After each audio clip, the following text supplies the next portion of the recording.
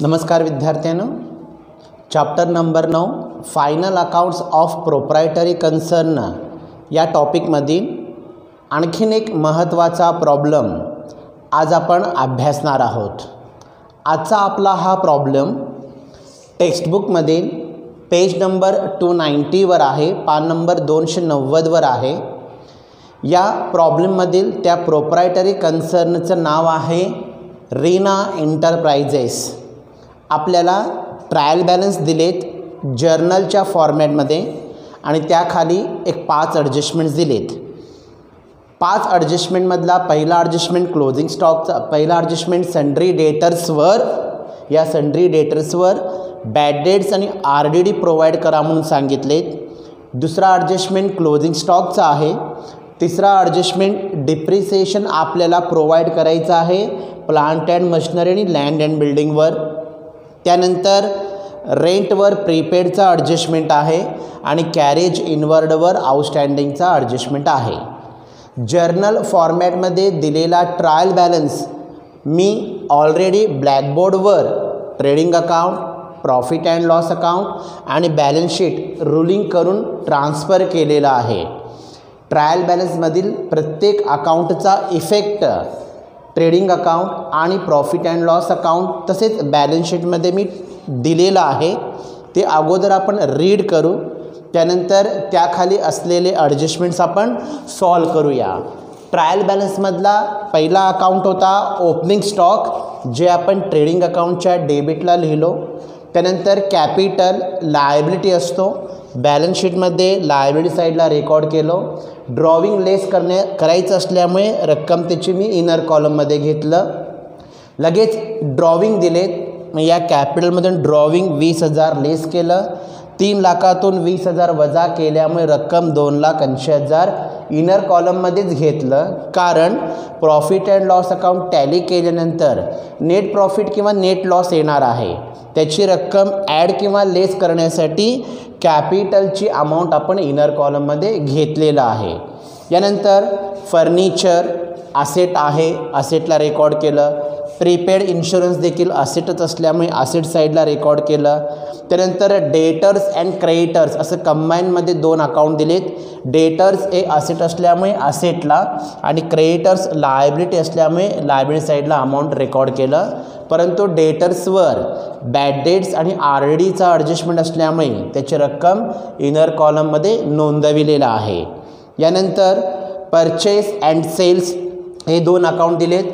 Trading अकाउंटच्या डेबिटला purchase आणि trading अकाउंटच्या credit साईडला सेल्स रेकॉर्ड केलं, त्यांचे अमाऊंट इनर कॉलममध्ये लिहिलं, कारण आपल्याला रिटर्न लेस करायचा आहे म्हणून। त्यानंतर इन्व्हेस्टमेंट, प्लांट अँड मशिनरी हे 2 असेट असल्यामुळे असेट साईडला रेकॉर्ड केलं। प्लांट अँड मशिनरीवर डिप्रिसिएशन असल्यामुळे रक्कम इनरला, इन्व्हेस्टमेंटवर ॲडजस्टमेंट नसल्यामुळेची रक्कम आउटर कॉलमला घेतलं। नेक्स्ट आहे फॅक्टरी इन्शुरन्स। फॅक्टरी म्हणजे कारखान्याशी संबंधित असणारा खर्च, डायरेक्ट एक्सपेन्स असल्यामुळे ट्रेडिंग अकाउंटमध्ये डेबिटला रेकॉर्ड केलं। नेक्स्ट ऑडिट फीज हे इनडायरेक्ट एक्सपेन्सेस आहे, ॲडमिनिस्ट्रेशन एक्सपेन्सेस आहे, म्हणून प्रॉफिट अँड लॉस अकाउंटच्या डेबिटला ऑडिट फीज। नंतर कॅरेज इनवर्ड, कॅरेज 2 प्रकारचे असतात, एक इनवर्ड आणि आउटवर्ड। इनवर्ड डायरेक्ट एक्सपेन्सेस असतो, तर आउटवर्ड हे इनडायरेक्ट एक्सपेन्सेस असतो, म्हणून कॅरेज इनवर्डची रक्कम इनर कॉलमला घेतलं। याच्यावर आउटस्टँडिंगचा ॲडजस्टमेंट असल्यामुळे अमाऊंट इनर कॉलमला रेकॉर्ड केलं। त्यानंतर लँड अँड बिल्डिंग असेट आहे, असेटला लिहिलो। रेंट इनडायरेक्ट एक्सपेन्सेस असल्यामुळे प्रॉफिट अँड लॉस अकाउंटच्या डेबिटला, प्रीपेडचं ॲडजस्टमेंट असल्यामुळे अमाऊंट इनर कॉलमला आला। नंतरनं reserve for bad debts profit and loss अकाउंटच्या क्रेडिट साईडला रेकॉर्ड केलं। कॅरेज आउटवर्ड, इनवर्ड ट्रेडिंग अकाउंटमध्ये आला, तर आउटवर्ड प्रॉफिट अँड लॉस अकाउंटच्या डेबिट साईडला। Return sales return, purchase return आहे। डेबिटला असणारा रिटर्न हा सेल्स रिटर्न असल्यामुळे सेल्समधून लेस केलं, आणि क्रेडिटला असणारा रिटर्न हा परचेसमधून असल्यामुळे परचेस रिटर्न असल्यामुळे परचेसमधून लेस केलं। नेक्स्ट डिस्काउंट, डेबिटला पण आहे क्रेडिटला पण आहे। डेबिटला असणारा डिस्काउंट हा डिस्काउंट अलाउड असतो, लॉस असतो प्रॉफिट अँड लॉस अकाउंटच्या डेबिटला आणि क्रेडिटला असणारा डिस्काउंट हा डिस्काउंट रिसिव्ड असतो, म्हणून प्रॉफिट अँड लॉस अकाउंटच्या क्रेडिट साईडला लिहिलं बाय डिस्काउंट आणि शेवटचा account commission received profit and loss अकाउंटच्या क्रेडिट साईडला इन्कम असल्यामुळे रेकॉर्ड केलं. या पद्धतीने ट्रायल बॅलन्समधील सगळे अकाउंट्स मी ट्रान्सफर केलेलं आहे. आता त्याखाली दिलेले ॲडजस्टमेंट सॉल्व करू. पहिला ॲडजस्टमेंट आहे बॅड डेट्स आणि RDD राईट ऑफ करा म्हणून. बॅड डेट्स आणि RDD हे सन्ड्री डेटर्स अकाउंटमधून राईट ऑफ करतात, लेस करतात, म्हणून आपण पहिल्यांदा बॅलन्स शीटच्या असेटला डेटर्स आणि RDD त्या डेटर्समधून बॅड डेट्स आणि RDD लेस करूया. डेटरच्या खाली पहिल्यांदा लेस बॅड डेट्स राईट ऑफ करायला सांगितले 2000 वजा करून येणारला येतो रक्कम 68,000 रुपये. त्याच पद्धतीने याच्यावर 2.5% 2.5% RDD राईट ऑफ करायला सांगितले, लेस 2.5% RDD. 68,000वर 2.5% RDDची रक्कम 1,700 येते. मग या 68,000मधून 1,700 लेस केल्यावर रक्कम आउटरला येईल 66,300. ट्रायल बॅलन्समधील प्रत्येक अकाउंटचा एकच इफेक्ट येतो, परंतु ॲडजस्टमेंटचे 2 इफेक्ट असतात. या बॅड डेटचा आणि RDDचा लॉस असल्यामुळे second effect profit and loss अकाउंटच्या डेबिट साईडला पहिल्यांदा बॅड डेट्स लिहूया. बॅड डेट्स रक्कम होता 2,000 इनरला. याच्यामध्ये RDD पण प्रोव्हाइड केलं, ते ॲड करू. RDDची रक्कम आहे 1,700. असं एकूण बॅड डेट्स आणि RDDची रक्कम आउटरला आली 3,700 रुपये.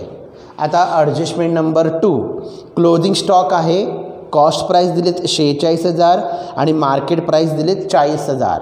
मग क्लोजिंग स्टॉकचं इफेक्ट 2 ठिकाणी. एक ट्रेडिंग अकाउंटच्या क्रेडिट साईडला पहिला इफेक्ट येतो बाय क्लोजिंग स्टॉक आणि दुसरा इफेक्ट येतो बॅलन्स शीटमध्ये असेट साईडला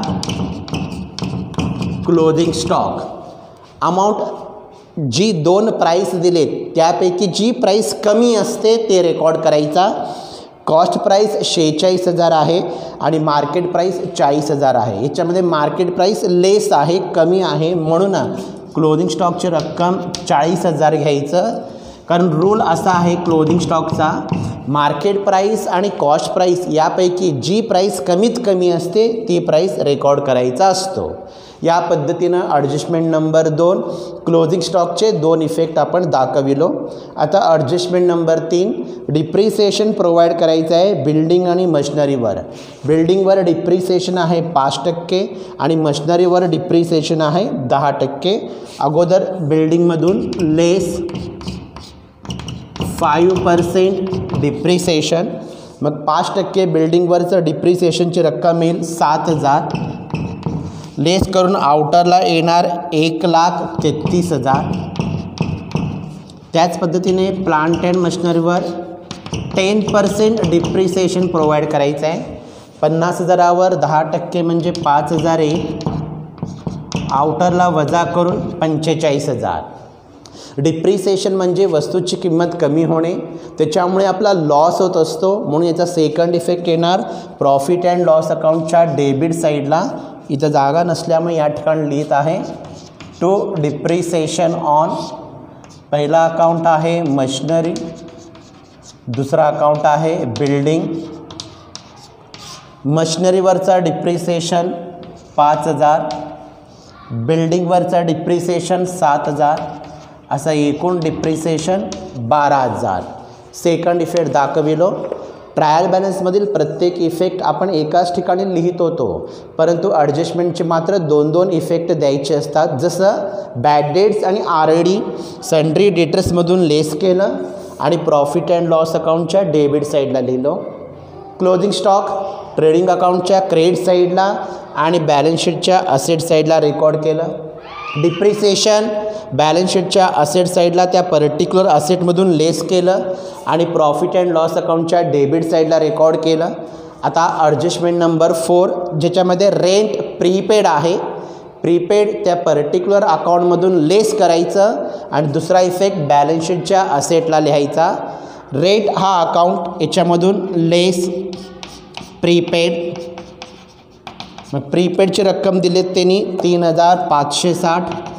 मग 7120मधून 3560 लेस केल्यानंतर आउटरला 3560च येतो.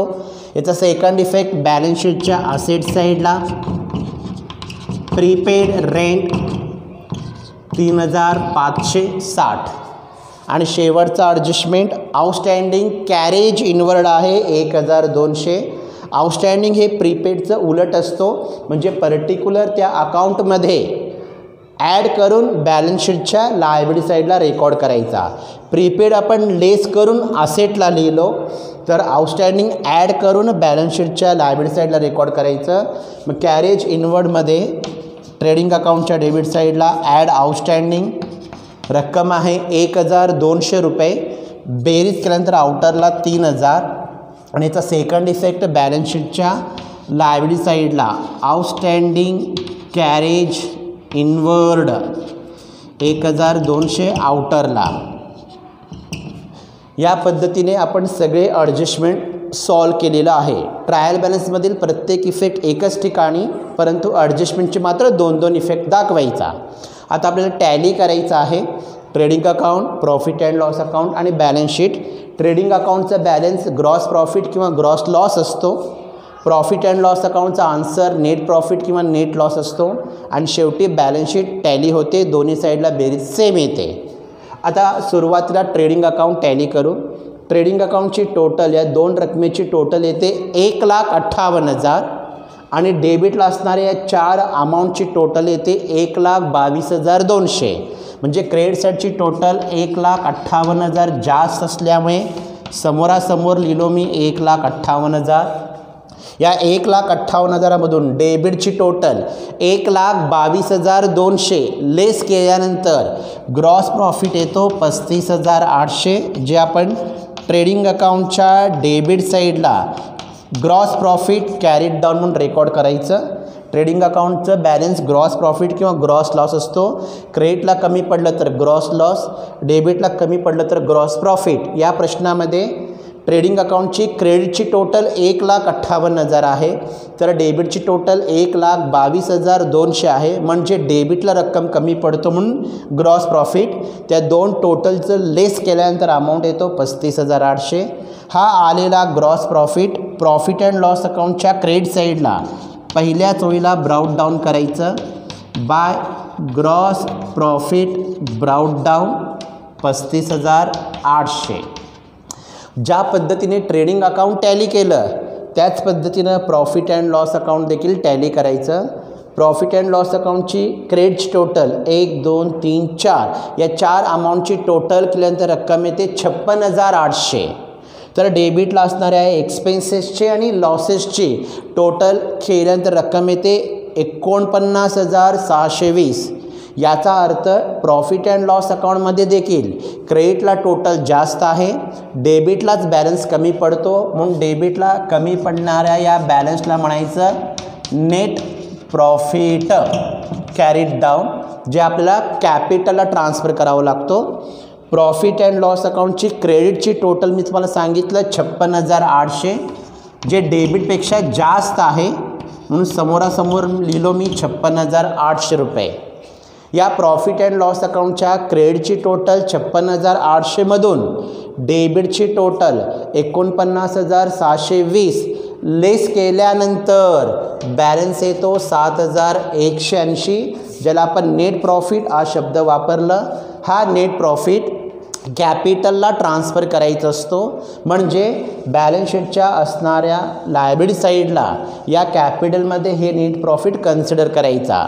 प्रॉफिट झाल्यामुळे कॅपिटल वाढतो म्हणून नेट प्रॉफिट त्या कॅपिटलमध्ये ॲड करायचं. Add net profit 7,180. मग टोटल आउटरला येईल 2,87,180. मग शेवटी बॅलन्स शीटची टोटल करायचं. बॅलन्स शीटची लायबिलिटी साईडची टोटल आणि असेट साईडची टोटल नेहमी सेम येते. बॅलन्स शीट टॅली होतो. याचा बॅलन्स कुठंही शिल्लक राहत नाही. दोन्ही साईडला टोटल सेम येतो. असेट आणि लायबिलिटीची ही टोटल दोन्ही साईडला येते 4,17,630 रुपये.